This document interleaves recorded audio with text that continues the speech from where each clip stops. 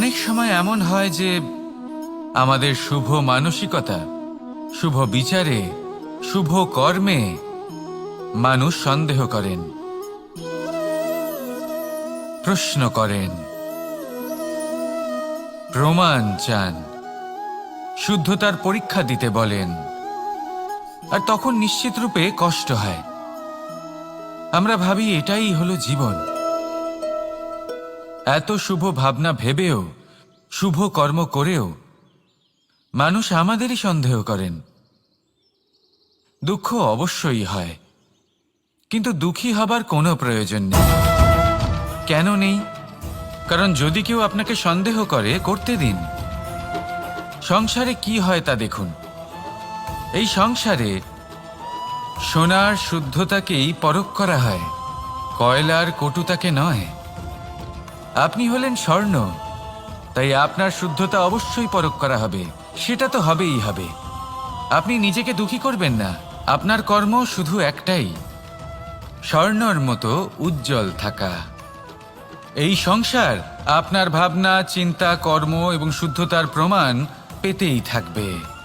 তাই আসুন আর আমার সাথে ভালোবেসে বলুন, রাধা রাধা। অনেক সময় এমন হয় যখন মানুষ আমাদের সত্যকে অস্বীকার করতে থাকেন আর মানুষের মিথ্যে কথাগুলিকে গ্রহণ করেন, তাও আবার অত্যন্ত সহজে। তখন আমাদের খুব দুঃখ হয়, বড়ই ক্রোধ হয় মানুষের এই মানসিকতা নিয়ে।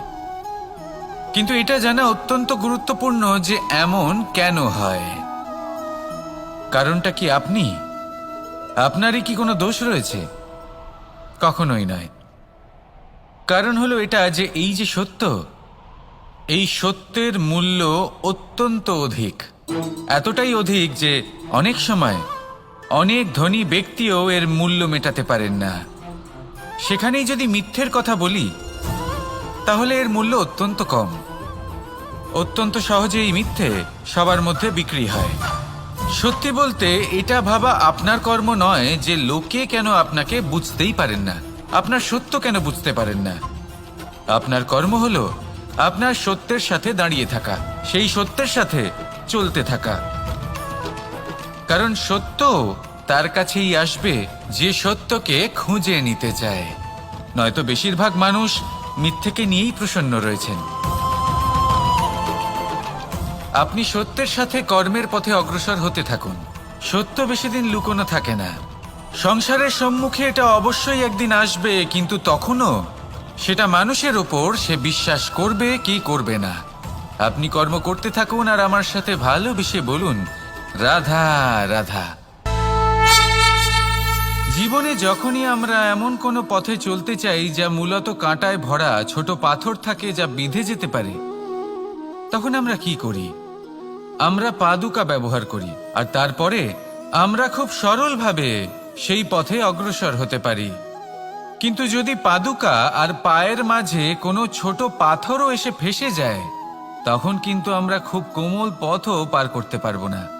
কিছু বুঝলেন আপনারা? এর সারমর্ম হলো এটাই যে আমরা বাইরের যুদ্ধ জয় করতে পারি, সেখানে সফল হতে পারি, কিন্তু তার থেকেও অনেক বেশি গুরুত্বপূর্ণ আর অনেক বেশি কঠিন অন্তরের যুদ্ধ হয়। অন্তরের সমস্যাগুলি হয় লোভ, মোহ, ক্রোধ, লালসা, ভয়। যদি এইগুলি আপনার মধ্যে থাকে, তাহলে আপনি সংসারের যে কোনো স্তরে পৌঁছতে পারেন, অনেক বড় বড় যুদ্ধ জয় করতে পারেন, কিন্তু আপনি সন্তুষ্টি পাবেন না। তাই সর্বপ্রথম নিজেকে শুধরে নিন, তারপরে এই সংসারকে জয় করুন। তবে তার আগে আমার সাথে ভালোবেসে বলুন, রাধা রাধা। কখনো কখনো আমরা কোনো কাজ আরম্ভ করার বিষয়ে ভাবি, তারপর আরো ভাবি, তারপর আরো ভাবি, আর ভাবতেই থাকি। দেখুন, এটা কোনো অন্যায় নয় যে আমরা কোনো কাজ আরম্ভ করার পূর্বে তার বিষয়ে ভাবনা চিন্তা করছি, সেটা বোঝার চেষ্টা করছি, ঠিক আছে। কিন্তু সম্পূর্ণ সময় এই চিন্তায় ব্যর্থ করা উচিত নয়। যদি আপনি বেশি সময় লাগিয়ে ফেলেন, তাহলে সময় আপনার ওপর অবশ্যই রুষ্ট হবে। আর কেনই বা হবে না? আপনি সময় নষ্ট করছেন। আর সেটা উচিত নয়।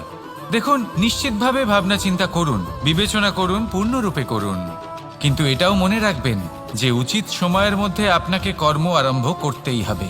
যদি ভাবতেই থাকেন তাহলে কর্ম আরম্ভ করতে পারবেন না। আর এই